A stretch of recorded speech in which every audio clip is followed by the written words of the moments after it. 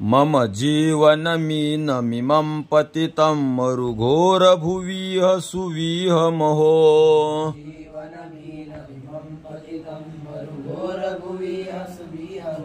करुणाब्धिचलोर्मि जलानयनं जनतारणतारयतापितकम्।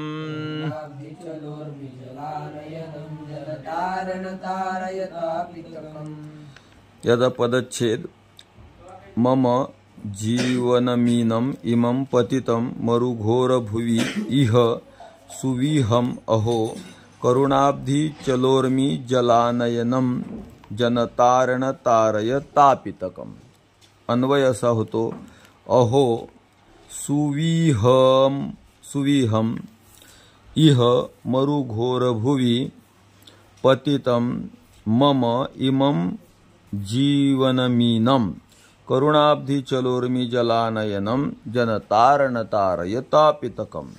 अर्थ असा होतो अहो सुविहम, हे चांगल्या पद्धतीने वहन करणाऱ्या परमात्मा काय वहन करतो? सर्व काही वहन करतो।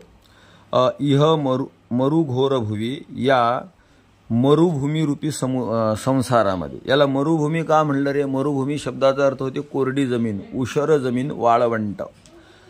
अशा या वाळवंटामध्ये प्रभू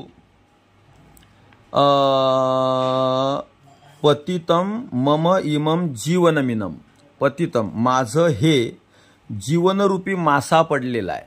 जीवनरूपी मासा पडलेला आहे याचा तुम्हाला विरोध कळते ना कसा आहे?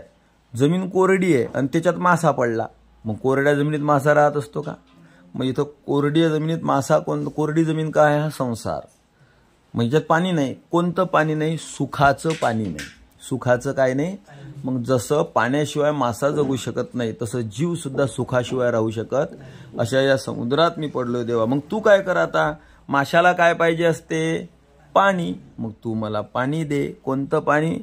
करुणाब्धि चलोर्मि जलानयन, तुझ्या करुणेचा समुद्र आणि त्यातली चलोर्मी। चलोर्मी म्हणजे रे चलायमान लाट, चालणारी लाट तू मला दे।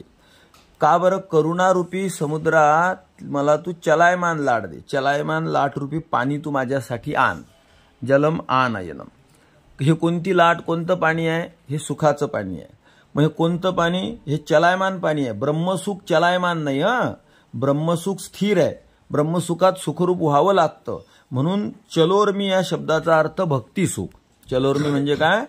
हे प्रभू तुम्ही माझ्यासाठी भक्ती सुखरूपी पाणी आणा आणि जनाचं तारण करणाऱ्या प्रभू मला तुम्ही माझं रक्षण करा, है ना? तापितकम तारय, या संसार समुद्रातून तुम्ही माझं रक्षण करा।